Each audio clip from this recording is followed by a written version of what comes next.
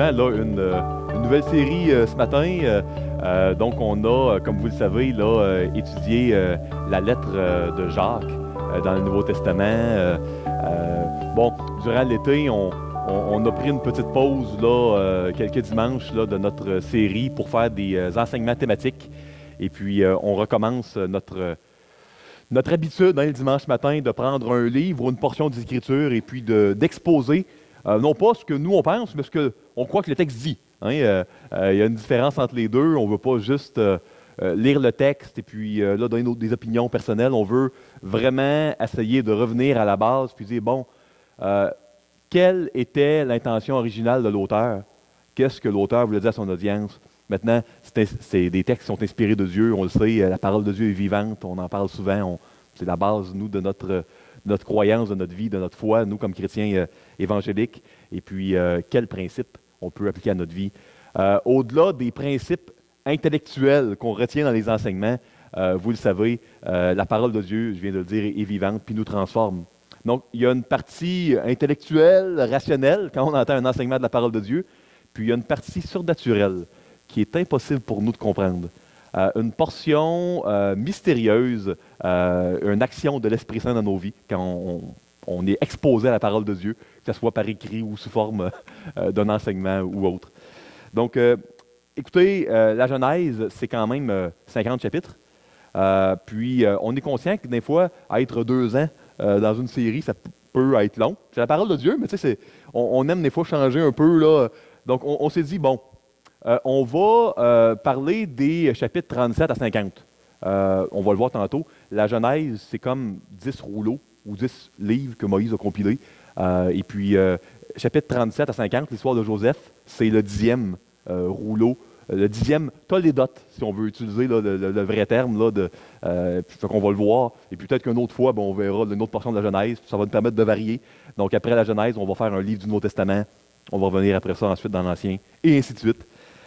Pour ceux qui nous visitent peut-être ce matin, qui sont nouveaux, moi je vous souhaite la bienvenue à l'Église évangélique baptiste de Shawinigan-Sud. Et puis, je suis Mathieu Caron, un des pasteurs de l'Église ici. Donc, on est content que vous soyez avec nous.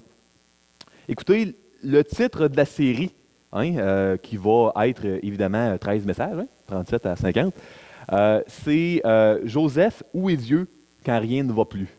Puis, je crois qu'il y a des choses qui sont, évidemment, très pertinentes. Ce serait difficile de dire le contraire provenant de la parole de Dieu, mais je crois qu'il y a des choses qui sont très pertinentes, particulièrement pertinentes à ce que l'on vit au Québec, comme croyants, dans notre société, qui vont être amenées dans cette section-là des Écritures.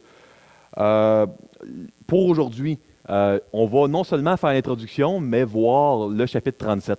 Je vais volontairement prendre un peu plus de la moitié du message pour parler de c'est quoi la Genèse, puis c'est quoi même le Pentateuque, c'est le nom, le Pentateuque qu'on donne aux 5 premiers livres de la Bible, incluant la Genèse, qui est le premier livre de la Bible. Donc, je vais prendre un peu plus de la moitié, et puis par la suite, je vais donner quelques pensées. On va lire Genèse 37, puis je vais donner quelques pensées là, générales, quelques applications pratiques à la fin, comme d'habitude. Donc, si vous voyez le temps passer, puis vous dites, waouh, il n'a pas encore commencé le verset 1, il va-tu terminer à midi et demi? Non, inquiétez-vous pas, c'est voulu de passer seulement quelques minutes là, sur le chapitre 37. Peut-être de vous mentionner aussi, moi je reviens la semaine prochaine avec Genèse 38. Je vais avoir le grand plaisir de vous présenter, là, dans le fond, le 1er octobre, mon coach, ami, directeur de maîtrise, là, Miles Van Pelt, qui va venir. Puis, je me suis dit, je vais lui demander de prêcher sur Genèse 39. Donc, dans le fond, ça va vraiment, ça va être assez spécial d'avoir Miles qui est comme qui fait un morceau de notre série. Puis, je suis content de vous le présenter. C'est un homme que j'aime beaucoup, que Dieu l'a beaucoup utilisé dans ma vie, dans ma relation avec Dieu. Fait que je vais être content de le recevoir, là, lui et son épouse, et puis qu'il puisse venir ici. J'ai engagé, encore une fois, un traducteur, là, et puis l'appareillage. On va prier, je ne dirais pas croiser les doigts, on n'est pas superstitieux. On va prier que ça fonctionne mieux que la dernière fois. Là. Les gars vont arriver la veille, ils vont faire des tests. Donc, on devrait avoir une traduction simultanée là, avec les headsets, là, excusez-moi, les écouteurs, pour ceux qui ne comprennent pas l'anglais. Ça va permettre d'avoir vraiment là, un rythme normal. Là, fait que on va prier que l'équipement fonctionne mieux là, que la dernière fois. Fait que 1er octobre, Genèse 39 avec Miles. Écoutez, avant d'aller plus loin, permettez-moi de demander l'assistance du Seigneur pour le message de ce matin. Seigneur Jésus, on est content d'être ici, réunis ensemble, parce que on veut te rencontrer. On désire profondément être encouragé, être fortifié, mais être émerveillé. On voudrait que tu réjouisses nos cœurs, Seigneur, par l'enseignement de la parole. On veut apprendre des principes qu'on va appliquer à nos vies. On veut mieux comprendre ta parole, mais en même temps, on veut que ce contact-là de la parole avec notre cœur, on veut que ce contact nous change. Puis on veut que tu fasses ton œuvre comme tu le fais si bien, Seigneur. On se confie à toi, on s'en remet à toi pour ça. Bénis ce message, cette journée. Dans le nom de Christ, on te prie. Amen. Donc, écoutez, pour ceux qui ne sont pas familiers avec la Bible est divisée en 2 portions. L'Ancien Testament ou Ancienne Alliance. Un Testament, Alliance, c'est le même mot. Nouveau Testament et Nouvelle Alliance. Et puis, on sait que l'Ancien Testament, l'Ancienne Alliance, était là pour nous mener à Jésus, dans la Nouvelle Alliance dans laquelle on est. Et puis, on a dans l'Ancien Testament constamment je vais utiliser ici les expressions de Jenny Bayer, qui a écrit là, un volume là-dessus, là, sur la route du Messie. L'Ancien Testament, c'est plein de panneaux indicateurs vers Jésus. L'Ancien Testament rend témoignage de Jésus. Je vous ai mis quelques versets ici rapidement. Jean 5, Jésus dit « Vous sondez les Écritures parce que vous pensez avoir en elles la vie éternelle. Ce sont elles. » Puis dans l'Évangile, là, c'était l'Ancien Testament, le Nouveau Testament n'était pas écrit, qui rendent témoignage de moi. Jésus dit encore quelques versets plus loin « Car si vous croyez à Moïse, vous me croiriez aussi, parce qu'il a écrit à mon sujet. » Moïse a écrit 5 livres, dont la Genèse. Le récit de Joseph qu'on va lire, là, le narrateur, c'est Moïse. Bon, comme quasiment toute chose, là, il y a toutes sortes de théories. Il y a certains théologiens libéraux qui ne croient pas que la Bible est inspirée de Dieu, qui disent non, c'est pas Moïse, ça a été écrit bien après, etc. Bon, on croit ici à l'Église que, évidemment, ça a été écrit, là, compilé par Moïse.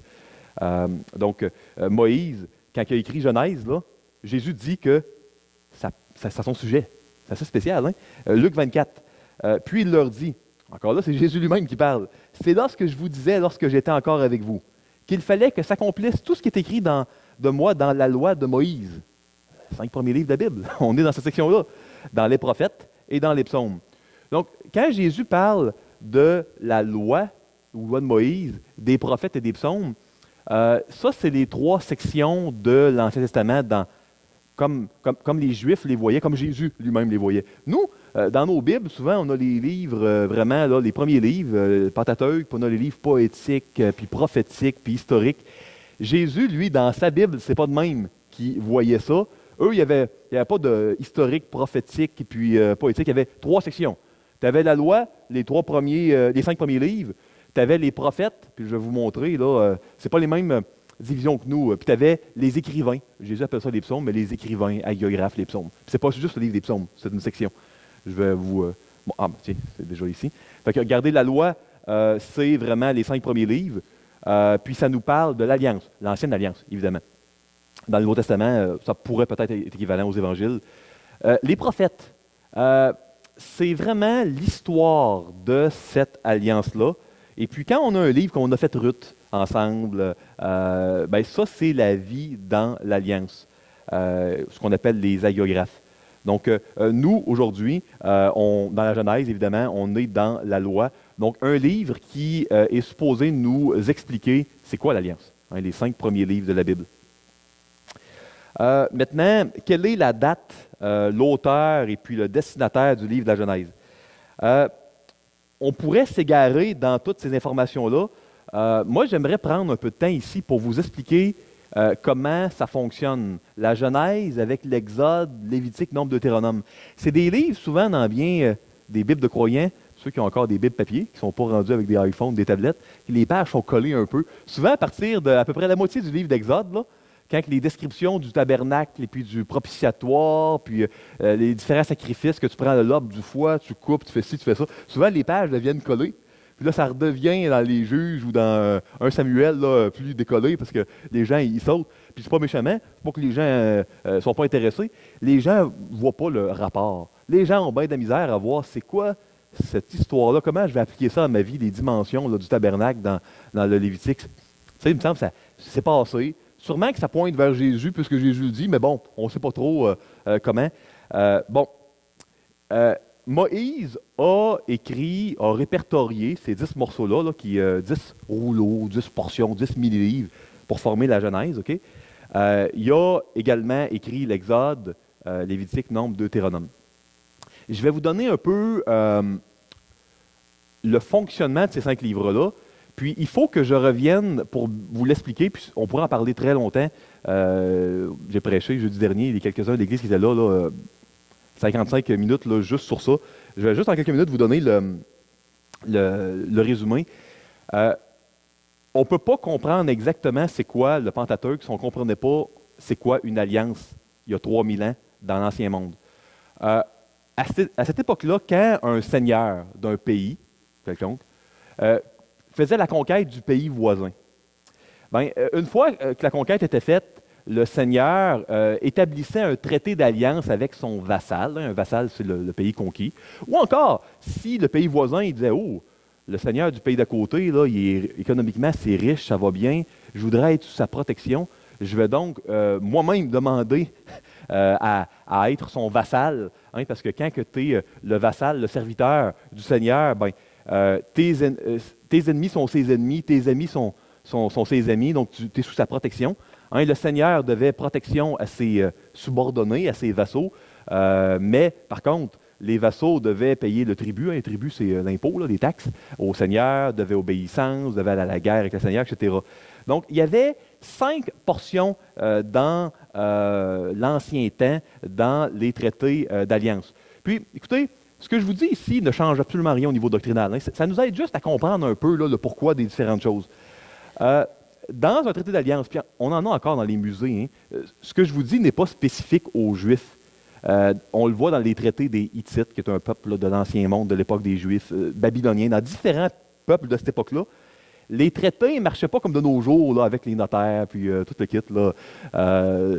C'était toujours un document, hein, avec un préambule. Dans le préambule, c'était le seigneur qui se présentait, un peu comme nos contrats de notaire. Hein. Au début d'un contrat de notaire, tu as tout le temps les deux parties, là, monsieur un tel, madame un tel, avec les occupations, les adresses.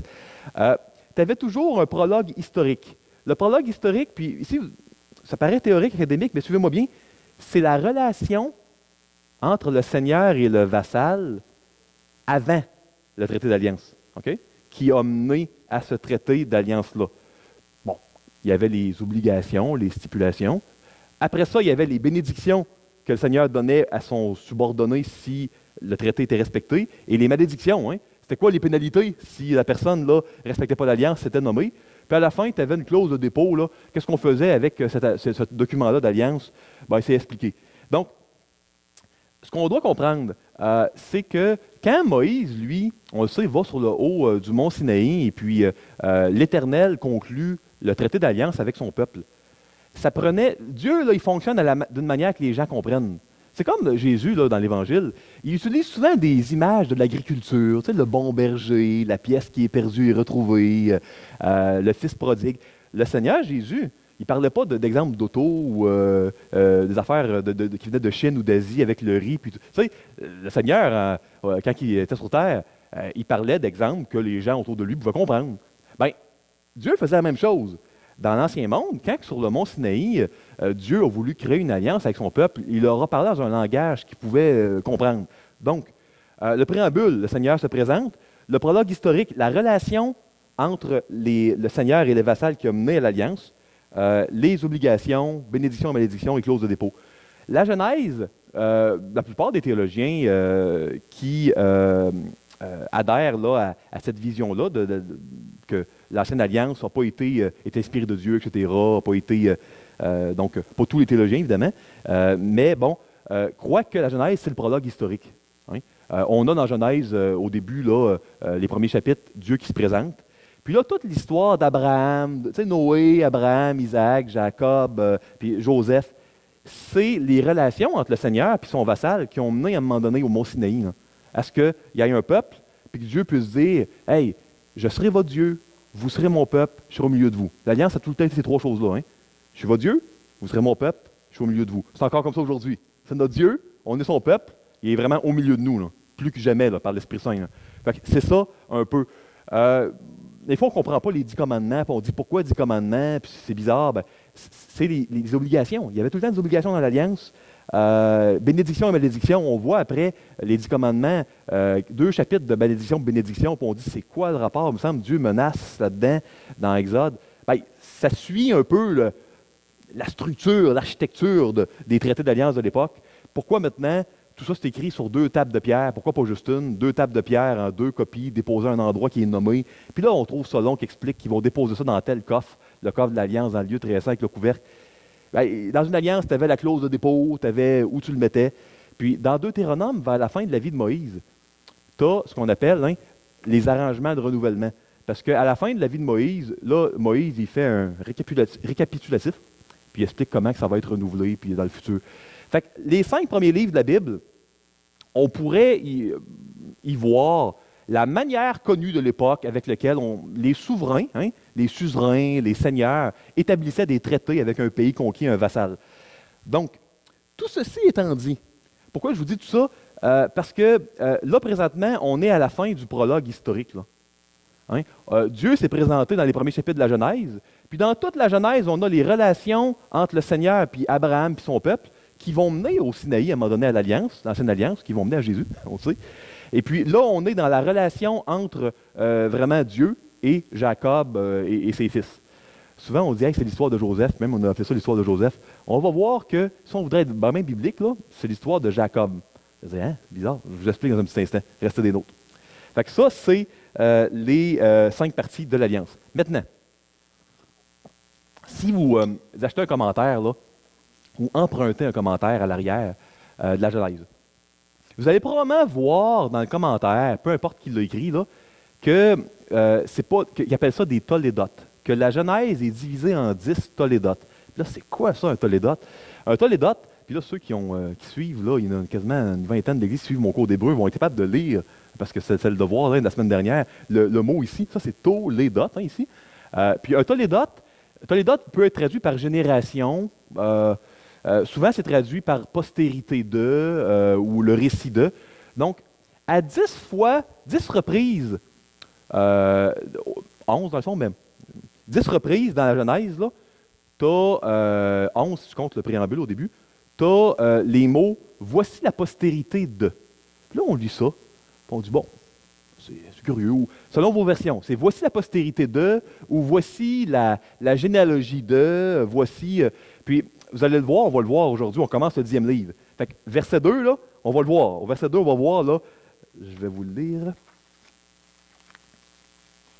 Verset 2 du chapitre 37, ça va dire « Voici la postérité de Jacob ». Fait que c'est vraiment, dans le fond, tout le temps, là, et là, Tolédote, ça commence comme ça. Puis ça, c'est le début d'un des livres, d'un des rouleaux, d'une des portions. Fait qu'on a vraiment… dans le prologue historique de l'Alliance que Moïse il met ensemble, là, il met les 5 livres vraiment de l'Ancien Testament, là, du Pentateuque ensemble. C'est Moïse qui fait ça. Dans la Genèse, il y a 10 récits de la relation entre le Seigneur et un vassal. Fait que ça, c'est ce qu'on voit. Je vous ai mis ici les 10 parties. Fait que ça commence par un prologue ici, l'Alliance de la création, où Dieu se présente. Et on a là 10 récits véridiques, inspirés de Dieu, qui relatent la relation entre le Seigneur puis son vassal, son serviteur, qui vont mener à l'Alliance du Sinaï. Fait que ça, c'est ici. Selon les commentaires, il y en a qui vont mettre des titres différents. Par contre, la plupart des commentaires s'entendent sur les chapitres, parce que comme je vous disais, tu ne peux pas bien t'obstiner, tu as le mot. Voici la postérité de. Fait que tu ne peux pas trop. C'est comme assez clair, là, des choses ne sont pas claires, mais ça l'est. Fait que ici, je vous ai nommé les 10 parties, puis nous, Pourquoi on fait 37 à 50? C'est pas juste aléatoire, là, qu'on a pris des dés ou, comme mes enfants aiment bien, on a tiré à pile ou face. On a vraiment ici pris le dernier, le 10e Tolédote, le 10e livre, le 10e rouleau là, de la Genèse. Fait que c'est là-dedans qu'on va être jusqu'à à peu près, je crois que c'est fin janvier, fait que à peu près. Maintenant, où voir Christ dans la Genèse? Écoutez, c'est important de dire, bon, Christ est là, il l'a dit, je vais citer 3 versets de l'Évangile, mais comment qu'on fait pour le voir dans la Genèse? Bon, premièrement, on doit comprendre que dans la Genèse, à différents endroits, il y a des personnages qui vont nous pointer Christ. Donc, dans le livre, le 10e livre qu'on va voir, là, le 10e portion de la Genèse, la plupart d'entre vous avez deviné que ça va être Joseph. Hein? On sait que Joseph est un type de Christ, quelqu'un qui, il n'était pas parfait, c'était pas Jésus-Christ, mais qui est là pour nous pointer, c'est un sauveur petit S qui nous pointe le sauveur grand S qui devait venir un jour. Hein? Écoutez, juste en Genèse 37, tu sais, un fils envoyé par le père auprès de ses frères qui l'ont trahi, qui l'ont jeté dans une citerne, qui l'ont vendu comme esclave, pour qu'il puisse un jour sauver son peuple. Avez-vous, ça vous dit quelque chose, ça? Un fils envoyé, il est malmené, il est trahi, il est vendu, pour qu'il puisse sauver le peuple un jour et pardonner. Ça nous rappelle un peu quelqu'un que vous connaissez? Jésus, hein? C'est ça, effectivement. Ça nous rappelle Jésus. Donc, pas besoin d'être un grand expert là, pour savoir que la personne qui va nous pointer Christ dans la Genèse, le 10e Tolédote, c'est Joseph. Mais c'est plus que ça. Honnêtement, là, c'est plus que ça. Le livre de la Genèse, là, 37 à 50, qu'on va étudier ensemble, c'est vraiment un regard sur un Dieu qui poursuit ses enfants avec amour. C'est très encourageant ce qu'on va lire ce matin. C'est plus que de voir Joseph qui préfigure un peu Christ, et parfaitement, mais quand même, c'est également la grande histoire de la rédemption. Un Dieu qui pardonne, un Dieu qui poursuit avec amour des gens qui ne le méritent pas, un Dieu qui répare. Puis ça, c'est vraiment, vraiment encourageant. Donc, le 10e thème, le 10e livre, hein, quel est le thème du 10e livre de la Genèse? Bien, moi, je vous dirais, le thème, c'est vraiment la rédemption.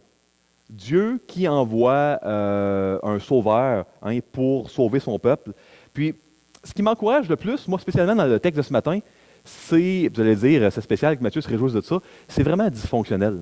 La famille de Jacob, là, vous allez le voir, là. Écoutez, il y avait Rachel qu'il aimait, puis il y avait Léa qu'il haïssait.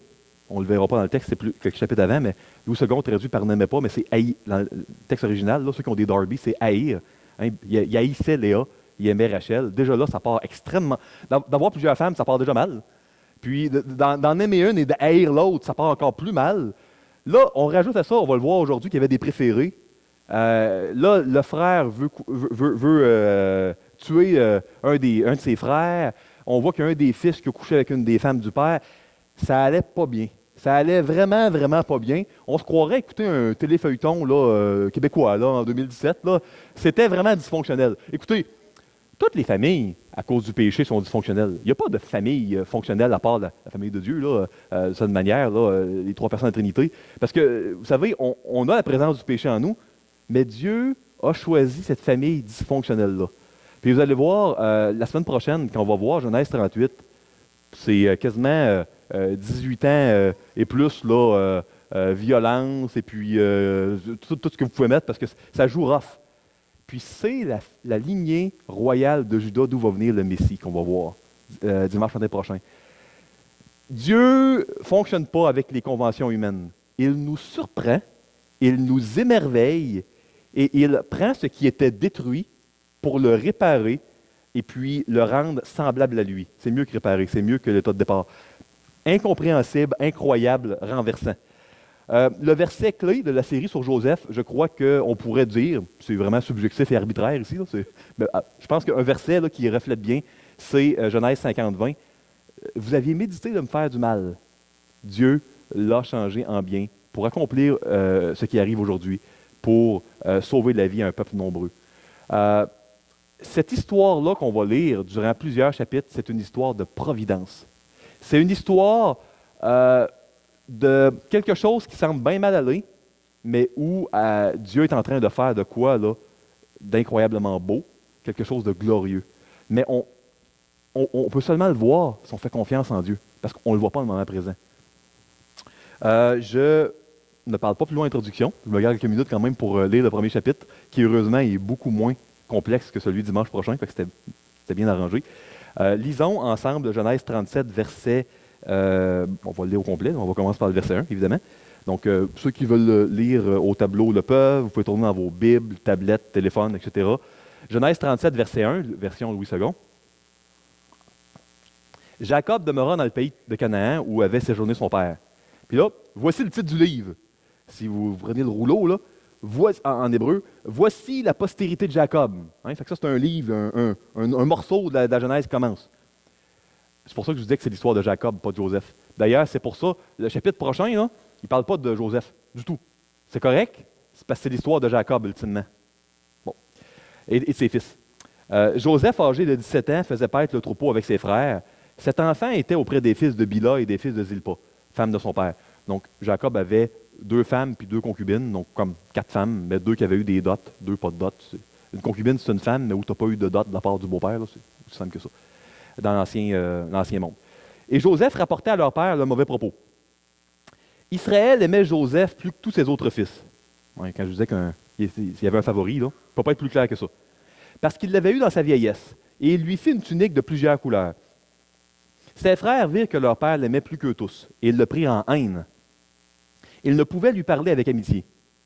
Joseph eut un songe et le raconta à ses frères, qui le haïrent encore davantage. Il leur dit, « Écoutez donc ce songe que j'ai eu. Nous étions alliés des gerbes au milieu des champs. Et voici, ma gerbe se leva et se tint debout, et vos gerbes l'entourèrent et se prosternèrent devant elle. » Ses frères lui dirent, « Est-ce que tu régneras sur nous? Est-ce que tu nous gouverneras? » Et ils le haïrent encore davantage, à cause de ses songes et à cause de ses paroles. Il eut encore un autre songe, et il le raconta à ses frères. Il dit, « J'ai eu encore un songe, et voici, le soleil, la lune et 11 étoiles se prosternaient devant moi. » Il le raconta à son père et à ses frères. Son père le réprimanda et lui dit, « Que signifie ce songe que tu as eu? Faut-il que nous venions, moi, ta mère et tes frères, nous prosterner en terre devant toi? » Ses frères eurent de l'envie contre lui, mais son père garda le souvenir de ces choses. Une histoire de haine, d'envie, de favoritisme, ça va pas bien. Écoutez, on voit dans ce passage-là que l'histoire commence au pays de Canaan, le pays promis. D'ailleurs, ça termine aussi. Hein, souvent, les Juifs, quand ils écrivent leurs choses, c'est comme symétrique. Ça commence au pays promis, ça termine en Genèse 50, le 10e livre, avec un retour au pays promis. Puis on voit vraiment que les élus de Dieu, là, ils ont toujours, on sait dans le Nouveau Testament que les vrais croyants, les saints, persévèrent jusqu'à la fin. Ben, dans l'Ancien Testament, les élus, ils finissent par arriver au pays promis, toujours. Donc ça, on voit ça aussi. On voit le favoritisme de Joseph. Maintenant, il y a de quoi d'important que je veux prendre le temps de vous dire. C'était pas de la faute de Joseph que le père là, avait de favoritisme. Puis lui, il a été la victime un peu de ce favoritisme-là parce que ses frères le haïssaient. Maintenant, c'est quoi cette histoire-là de tunique de plusieurs couleurs? Il faut comprendre ici que dans l'Ancien Monde, il n'y avait pas d'assurance sociale et puis de régime des rentes de vieillesse. C'était vraiment le premier-né qui avait une double part d'héritage. Ils appelaient ça le droit d'aînesse. Pourquoi il y avait une double part des autres frères? Parce que lui, il fallait qu'il pourvoie aux parents à la retraite. Ça prenait bien un peu plus de bien pour ça. C'était souvent le premier-né. Mais je vous l'ai dit, hein, le Seigneur, il ne marche pas avec les conventions sociales. Il ne fait pas les choses à notre manière, selon notre justice. La justice de l'époque, c'était tu prends le premier-né. Ça a quasiment tout le temps été le contraire dans Genèse. Vous allez voir, là, dans le cas d'Isaac, c'est Jacob qui est choisi et non Ésaü. Là, c'est Joseph qui est choisi pour le droit d'aînesse. Puis on va voir, ça continue. Hein. Donc Dieu ne fonctionne pas à travers les conventions sociales. Donc il y avait la tunique de plusieurs couleurs qui était signe qu'il avait pris la place. Là. C'est lui qui avait le droit d'aînesse, comme c'était le plus vieux. Les frères n'étaient pas d'accord avec ça. Ça aurait dû être Ruben dans leur tête, le plus vieux. Maintenant, vous allez voir, l'idée là, du vêtement, c'est présent. On va le revoir au chapitre 38, on va le revoir en 39. Parce que dans l'Ancien Monde, les vêtements étaient le symbole de l'héritage. C'est un peu pour ça que, par exemple, dans les Juges, Samson va tuer des Philistins pour avoir des habits. C'est pour ça que dans 1 Samuel, Saül il accroche le manteau de Samuel. On le voit aussi avec Élisée, puis Élie, que là, Élie jette son manteau sur Élisée. On le voit dans l'Apocalypse, hein, quand il dit que nous, le Seigneur, il va nous donner des vêtements blancs. Puis, donc, vêtements, puis on pourrait parler de la Genèse au début, quand que Dieu fait un vêtement là, pour Adam et Ève après la chute. Vêtements, on pourrait continuer, là, c'est un fil conducteur des Écritures. Les vêtements dans l'Ancien monde représentaient vraiment l'héritage. Tu sais qu'il y a plusieurs couleurs, l'héritage spécial, le droit d'aînesse.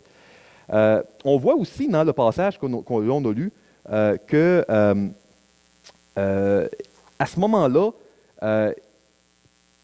Joseph rapporte ce que les frères ont fait de mal. On peut dire, ouf, c'est un stool, hein, c'est un rapporteur. C'est pas fameux. En quoi ça représente Christ? Attention, vous ne diriez pas ça si vous connaissiez mieux les frères de Joseph. Écoutez, les frères de Joseph, ce n'étaient pas des enfants de cœur. C'était un bon devoir d'un bon citoyen, ça aurait été mal. Tu sais, si vous voyez quelqu'un là, abuser là, de quelqu'un de vulnérable à côté, mettons, vous vous promenez dans la rue, puis vous voyez là, un groupe de 10 hommes essayer de voler une personne âgée, sa bourse, puis là, j'espère que vous allez faire quelque chose. Vous allez le rapporter à la police, j'espère. C'est la moindre des choses. Ben, écoutez, à un moment donné, là, Ruben, il avait couché avec la concubine du père, puis à un moment donné, Siméon puis Lévi, là, il est en colère contre Sichem, qui avait déshonoré leur sœur. Ils prennent des épées, ils vont tuer tout le monde. Massacre, bain de sang. Ça jouait dur. C'était pas des enfants de cœur. Il y avait des éléments à rapporter. Joseph, c'était la personne intègre, fidèle, obéissante, qui honorait Dieu. Donc, c'était la bonne chose. C'était pas rapporter des choses, là, un peu des fois comme moi, avec les jeunes enfants, là, ils veulent rapporter des picadilles pour que la petite sœur ou le frère se fasse punir. C'est pas ça, là, ici. Là. C'est vraiment, ça jouait rough. C'était pertinent qu'ils rapportent les choses. Il suffit de lire les chapitres précédents pour le savoir. Mais ça a créé des tensions, ça a créé des divisions. Et puis, on voit vraiment là, que à ce moment-là, Joseph a des songes qui viennent de Dieu. Pourquoi il y a eu des songes? Des songes qui représentent tous là, qu'un jour, hein, que ce soit la gerbe de Joseph, que toutes les autres gerbes des frères là, adorent, ou que le soleil, Jacob, la lune, sa mère, et puis les étoiles, ils se prosternent. C'est toute une imagerie là, que Joseph va régner sur ses frères un jour. Pourquoi des songes? Ça allait arriver de toute manière. Il y a un songe au début de l'histoire, parce que l'auteur, Moïse, veut nous montrer que ce qui va se passer là, à la fin de l'histoire, quand Joseph va devenir le numéro 2 de l'Empire mondial, qui était l'Empire égyptien à cette époque-là, ce n'était pas un hasard. Il n'y a pas de coïncidence avec Dieu. La preuve, les 2 songes distincts l'avaient prédit au départ. Les songes étaient la manière de Dieu de s'adresser à son peuple à cette époque-là. On s'entend qu'il n'y avait pas de Bible, là, on est dans Genèse. C'est même pas comme les évangiles qui avaient juste l'Ancien Testament. On est au début, là. Fait que Dieu parlait par des songes. Un songe, c'est un rêve en passant. Donc, c'est vraiment pour montrer que ce n'était pas un hasard. Je continue, et puis je vais m'approcher pour laisser un peu de temps là, à notre sœur pour son excellente présentation, évidemment. Les frères rejettent la révélation de Dieu. Donc, on voit que le père Jacob envoie Joseph pour vérifier où sont ses frères, hein, surveiller des gens qui font des bains de sang, des massacres. L'idéal, c'est de les surveiller, ça, il n'y a pas de doute. Les frères Joseph étant allés à Sichem pour faire paître le troupeau de leur père, Israël, c'est Jacob, dit à Joseph, « Tes frères ne font-ils pas paître le troupeau à Sichem? Viens, je veux t'envoyer vers eux. » Il répondit, « Me voici. » Israël dit, « Va, je te prie, et vois si tes frères sont en bonne santé, et si le troupeau est en bon état, et tu m'en rapporteras des nouvelles. » Il l'envoya ainsi dans la vallée d'Hébron, et Joseph alla à Sichem. Un homme le rencontra comme il errait dans les champs, et le questionna en disant, « Que cherches-tu? » Joseph répondit, « Je cherche mes frères. Dis-moi, je te prie, où ils font paître leur troupeau. » Et l'homme dit, « Ils sont partis d'ici, car je les ai entendus dire, allons à Dothan. » Joseph alla après ses frères et les trouva à Dothan. Donc, on voit dans les versets 12 à 17, vraiment, là, le père qui envoie son fils à un endroit où il va se faire malmener, quasiment tuer et vendre comme esclave. C'est vraiment ce qui se passe. Hein? Lui va pour le bien, mais ce n'est pas le bien qu'il va recevoir. Je vais sauter tout de suite pour pouvoir avoir quelques minutes sur les versets suivants de ma conclusion. Les frères rejettent la révélation de Dieu. On voit que quand Joseph arrive, qu'est-ce qui se passe? Hein? Verset 18, ils le virent de loin Et avant qu'il fût près d'eux, ils, les frères, complotèrent de le faire mourir. Ils se dirent l'un à l'autre, voici le faiseur de songes, hein, voici le rêveur qui arrive. Venez maintenant, tuons-le et jetons-le dans une des citernes. Nous dirons qu'une bête féroce l'a dévoré et nous verrons ce que deviendront ces songes. Tentez pas que le frère règne sur eux. On va le tuer. Ça n'arrivera pas. C'est un peu le raisonnement. 21. Ruben entendit cela. Ruben, c'est le premier-né qui était responsable de ses frères hein, dans la mentalité de l'époque. Et il le délivra de leurs mains. Il dit, ne lui ôtons pas la vie. Ruben leur dit, ne répandez point de sang. Jetez-le dans cette citerne qui est au désert et ne mettez pas la main sur lui. Il avait dessein de le délivrer de leurs mains pour le faire retourner vers son père. Voici quelques commentaires. Il y avait des genres de grosses fosses, des puits, parce que c'était dans le désert. Quand il pleut, on veut ramasser l'eau. Mais dans les saisons sèches, c'est vraiment là, un genre de puits vide. Là. Fait que c'est vraiment un endroit où tu meurs, là, de toute manière. Là. Mais c'est une mort lente, parce que tu es comme déshydraté, ça peut te prendre 2 jours avant de mourir. Maintenant, on voit les frères qui rejettent la révélation de Dieu. Parce que les frères, ils n'aimaient pas ce que Joseph leur amenait. Les rêves, là, ils ne voulaient même pas considérer que peut-être ça venait de Dieu. Parce que pour eux, ce n'était pas juste. Parce que la justice, c'est culturel souvent, hein, la justice des hommes. Dans l'Ancien Monde, c'était que le premier né, au pire, règne sur les gens. Pas Joseph, pas un des derniers arrivés. Donc, il dit, regarde, ça n'arrivera pas. On voit vraiment les frères qui rejettent la révélation. Ils réagissent d'une manière émotive. Puis, ils se moquent. Hein, on voit qu'ils le disent, là. Voici le faiseur de songes qui arrive. Hein. Donc, on voit que c'est vraiment pas avec respect qu'ils accueillent leur frère. Puis, vraiment, l'issue des rêves de Joseph ne leur plaisait pas. Ça ne faisait pas de sens pour leur valeur, pour leur compréhension.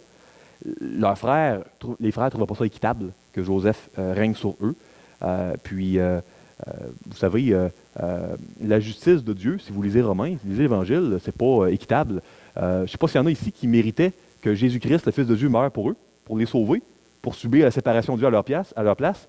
Moi, je ne méritais pas ça. Donc, l'Évangile, nous dit Paul, est un scandale. Hein, c'est une folie. C'est une folie pour ceux qui périssent.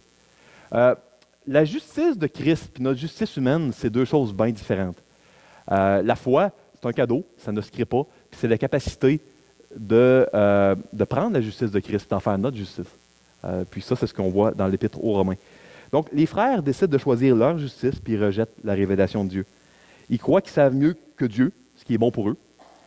Puis ils croient que c'est d'éliminer ce faiseur de songes-là qui va prendre leur place. Ils décident de le tuer. Finalement, ils le vendent comme esclave. Mais ça n'empêchera pas le plan de la providence, de la rédemption, d'arriver. On voit dans les versets 23 à 28 que les frères dépouillent Joseph vraiment de sa tunique. On sait, nous aussi, dans le Nouveau Testament, qu'il y a un sauveur hein, qui s'est fait dépouiller de sa tunique, qui a été tiré au sort, Jésus, par les soldats. Lorsque Joseph fut arrivé auprès de ses frères, ils le dépouillèrent de la tunique de plusieurs couleurs qu'il avait sur lui. Ils le prirent et le jetèrent dans la citerne. Cette citerne était vide, il n'y avait point d'eau. Ils s'assirent ensuite pour manger. Ayant levé les yeux, ils virent une caravane d'Ismaélites venant de Galade. Leurs chameaux étaient chargés d'aromates, de baumes, de myrrhe qu'ils transportaient en Égypte. C'était une caravane marchande. Alors Judas dit à ses frères, « Que gagnerons-nous à tuer notre frère et à cacher son sang? Venez, vendons-le aux Ismaélites et ne mettons pas la main sur lui, car il est notre frère, notre chair. » Et ses frères l'écoutèrent. Au passage des marchands madianites, ils tirèrent et firent remonter Joseph hors de la citerne, et ils vendirent 20 sicles d'argent aux Ismaélites qui l'emmenèrent en Égypte. Donc, ils vendent leur sauveur pour 20 pièces d'argent. Il y a un autre sauveur qui, dans le Nouveau Testament, a été vendu, lui aussi, pour pas 20 pièces, 30 pièces d'argent dans son cas. La plupart d'entre nous avons deviné de qui il s'agit. Dernier texte. On voit Ruben qui revient, puis voici, Joseph n'était plus dans la citerne, il déchire ses vêtements, c'est le signe de désespoir, de détresse, de deuil, retourne vers ses frères et dit, « L'enfant n'y est plus, et moi, où irai-je? » Ils prirent alors la tunique de Joseph, et ayant tué un bouc, ils plongèrent la tunique dans le sang.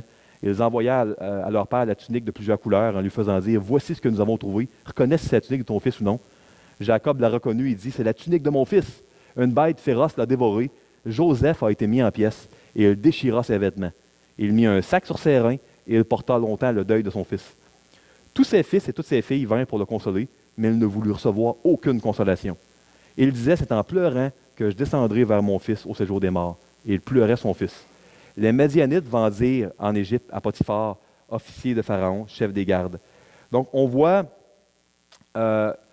dernier commentaire avant ma conclusion, on voit ici Joseph qui est jeté dans une citerne, on lui vole ses vêtements, on le vend pour 20 pièces d'argent. C'est ce qui arrive de Joseph. Puis, on voit également, plus loin, que durant le temps que Joseph était dans la citerne, les frères ont mangé. Ils ont pris un repas. Puis durant le repas, Joseph a crié, puis il a imploré à ses frères de l'épargner. On le voit à différents endroits, ça, dans la Bible. Et puis, les cris que Joseph a faits à Dieu, pensez-vous que Dieu les a entendus?